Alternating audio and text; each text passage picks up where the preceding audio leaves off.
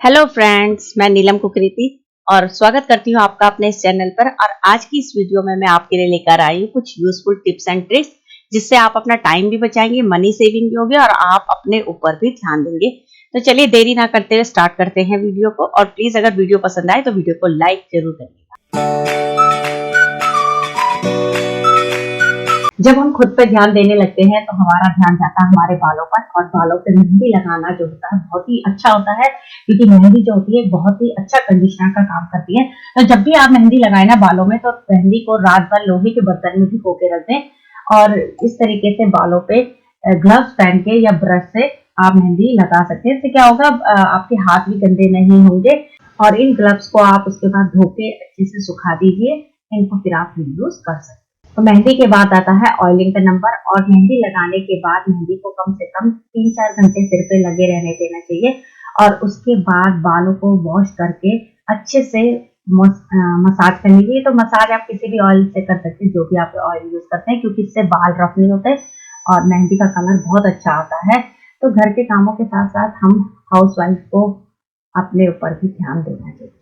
जब आप भी अपने घर की बेडशीट वगैरह चेंज करते हैं या बहुत सारे कपड़े धोने के लिए हो जाते हैं, तो जरूरी नहीं है कि हम उन कपड़ों को उसी समय धोएं। उन कपड़ों को हम कुछ टाइम बाद भी धो सकते हैं। तो पर अगर हम कपड़ों को ऐसे ही यहाँ पर बाहर छोड़ देंगे तो अच्छा नहीं लगेगा, घर जो है पूरा बिखरा बिखरा लगेगा। तो इसके लिए जितने भी गंदे कपड़े होते हैं ना, जो आपने धोने हैं वीकेंड में, तो आप उनको ना इस तरीके से जो आपकी वॉशिंग मशीन है उसी के अंदर रख सकते हैं। तो इसके लिए आपको कोई लॉन्ड्री बैग लेने की जरूरत नहीं पड़ेगी और आपका घर भी जो है हमेशा सिमटा हुआ दिखेगा। सामान को रखने के लिए हम अपने घरों में ड्रॉर का यूज करते हैं, लेकिन ये जो ड्रॉर होते हैं ना, ये बहुत बड़े होते हैं। और जब हम इनमें सामान को रखते हैं तो वो इतनी बुरी तरह मिसमैच हो जाता है कई बार कि वो हमें ढूंढने पे भी नहीं मिलता, और ड्रॉर भी बहुत गंदा लुक देती है। तो इसके लिए जब भी आप अपने ड्रॉर को सेट करें, तो सबसे पहले तो ड्रॉर के बेस में ना इस तरीके से न्यूज़पेपर बिछा दो, जिससे क्या होगा कि आपकी ड्रॉर भी गंदी नहीं होगी। उसके बाद आपके घर में जो ऑर्गेनाइजर होते हैं, ऑर्गेनाइजर आपको लेने की जरूरत नहीं है, घर में अवेलेबल हो जाते हैं, जो सामान के साथ आ जाते हैं। तो उनमें जो ये जितना भी ड्रॉर का सामान है ना, वो अलग अलग रखो। इससे क्या होगा कि आपको सामान भी इजीली मिल जाएगा और आपका सामान भी इधर उधर नहीं होगा और आपका टाइम जो है वो भी बचेगा। और ये जो ऑर्गेनाइजर है, इनको आपको मार्केट से खरीदने की भी जरूरत नहीं पड़ेगी, तो आपके पैसों की भी बचत होगी। तो यहाँ पर जो है सारे जितना भी इस ड्रॉर का सामान था वो अलग अलग रख दिया। तो अब जब भी मुझे जिस सामान की जरूरत होगी वो इजीली मिल जाएगा, और ड्रॉर भी बहुत अच्छा लुक अब दे रहा है। चावल तो हर घर में पकाए जाते हैं और आमतौर पर हर घर में उसे पहले साफ पानी से 2-3 बार धोया जाता है। तो इसके बाद क्या करते हैं, हम इस पानी को फेंक देते हैं। तो अब जब भी आप चावल को धोएंगे ना, तो उस पानी को फेंकना मत, क्योंकि आप उस पानी का यूज कर सकते हैं अपने प्लांट्स के लिए। तो ये बहुत ही अच्छा एक फर्टिलाइजर का काम करता है। तो इसको पौधों में डाल देना चाहिए। और अगर उस समय आपके पास टाइम नहीं है तो आप इसको एक बोतल में भर के रख दो, और जब भी आपको टाइम मिले इसे अपने घर के जितने भी प्लांट्स होते हैं उनमें डाल दो। तो आप देखेंगे आपके पौधे कुछ ही दिनों में हरे भरे हो जाएंगे। किताबें, जिनके बारे में जितना बोला जाए कम है। ये किताबें होती हैं जो हमारी सबसे सच्ची मित्र होती हैं, क्योंकि जीवन में ये हमारा मार्गदर्शन करती हैं, हमें अच्छी राह दिखाती हैं और हमें बहुत ही अच्छा एक सफल इंसान बनाती हैं। तो ये तो थी बातें किताबों के ऊपर। और हर चीज को देखभाल की जरूरत होती है, तो वैसे ही अगर हम इन किताबों को देखभाल नहीं करेंगे तो ये जो है थोड़े टाइम बाद फट जाती हैं। तो देखभाल करने का मतलब है इनको अच्छे से कवर कर देना, बाइंड कर देना। तो हम क्या करते हैं, कई बार मार्केट में इनको बाइंड करने के लिए देते हैं, तो उससे क्या होता है, अननेसेसरी जो है पैसा खर्च होता है। तो अगर आप इस काम को घर पर ही कर सकते हैं, तो यहाँ पर मैंने अपने बच्चों की जितनी भी बुक्स हैं उनको बाइंड किया था।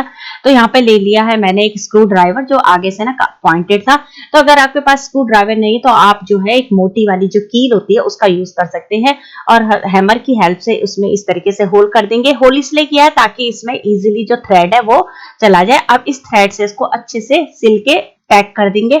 अब ये थ्रेड दिखाई देता है, तो उसके लिए क्या करना है, थ्रेड को छुपाने के लिए इसमें हम अब टेप लगा देंगे। और टेप लगाने के बाद हम इसको नेम स्लिप लगाकर, क्योंकि नेम स्लिप लगाना बहुत जरूरी है। बच्चे जो होते हैं अपनी बुक्स कई बार स्कूल में खोकर आ जाते हैं, तो नेम स्लिप रहेगी तो बच्चों की बुक्स जो है वो किसी से मिक्स नहीं होगी, खोएगी नहीं। और उसके बाद इसको अच्छे से प्लास्टिक कवर से रैप कर दो। तो आप देखना कि बच्चों की जो बुक्स है पूरे साल जो है बिल्कुल एज इट इज रहेंगी, फटेंगी नहीं और आप इस बुक को आगे किसी को देकर भी इनका यूज कर सकते हैं। तो अक्सर आपके साथ भी ऐसा होता होगा कि जब आप टेप का यूज करते हैं तो उसको आप वैसे ही छोड़ देते हैं। उसके बाद क्या होता है, जब हमें दोबारा उसका यूज करना है तो हमें उस टेप का एंड पॉइंट या स्टार्टिंग पॉइंट जो भी कह सकते हैं, हमें वही नहीं मिलता, हम ढूंढते रह जाते हैं। तो इसके लिए जब भी आप टेप को यूज करें ना, तो उसको इस तरीके से हल्का सा उसको फोल्ड कर दो और फोल्ड करके उसको इस तरीके से उसी के साथ लगा दो। अब देखो फोल्ड हो गया ना, और इजिली नेक्स्ट टाइम जब आप इसका यूज करोगे तो आप इस जो फोल्ड किए हुए हिस्से को ना, इसको खोल के आप टेप को यूज कर सकते हो। और अब बात करते हैं अपनी प्रयोगशाला की। तो हम जितनी भी लेडीज होती हैं, हमारी प्रयोगशाला हमारा किचन होता है और उसकी क्लीनिंग पे हमें बहुत ज्यादा ध्यान देना होता है। तो यहाँ पर मैं डीप क्लीनिंग की बात कर रही हूँ।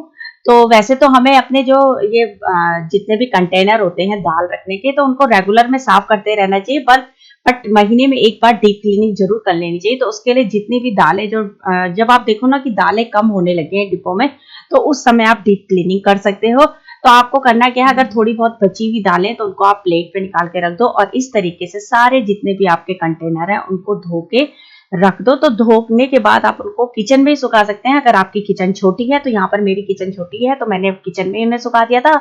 और उसके बाद जब घर के सारे काम हो गए थे तो साथ के साथ मेरे जो डिब्बे हैं वो भी सूख गए थे और ये दिन का टाइम है। उसके बाद मैंने कंटेनर को कपड़े से पोंछ के और जितनी भी दालें थी, जो नई दालें लाई थी और जो बची हुई दालें थी, वो सब उसमें मिक्स करके रख दी। और देखो मेरा किचन कितना साफ सुथरा हो गया। हरी मिर्च का तो क्या कहना, खाने में अगर इसे डालो तो कितना खाने का स्वाद बढ़ जाता है।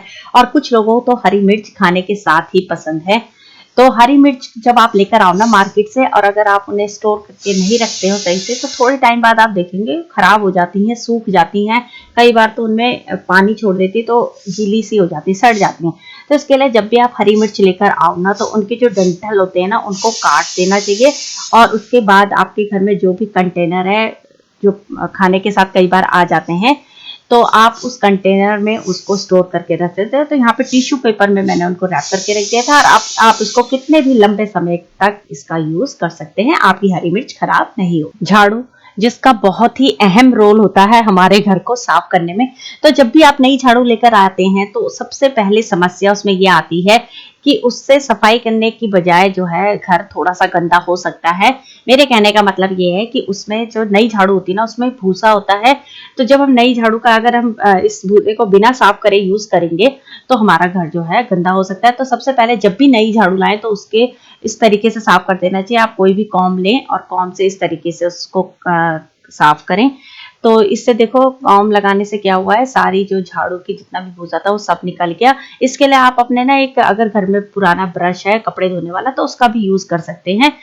और उसके बाद आप देखते होंगे कि झाड़ू जो हमारी होती है वो बहुत जल्दी टूट जाती है। और वो जो झाड़ू होती है ना, वो यहीं पे इसी एरिया से जल्दी टूटती है। तो इसके लिए जब भी आप झाड़ू लेकर आए तो वहां पर एक थ्रेड बांध देना चाहिए, क्योंकि यहीं से इसकी तिलियां निकलती है। और उस थ्रेड को आप अच्छे से कस के बांधो तो धागा तो आपके घर में इजीली मिल जाता है।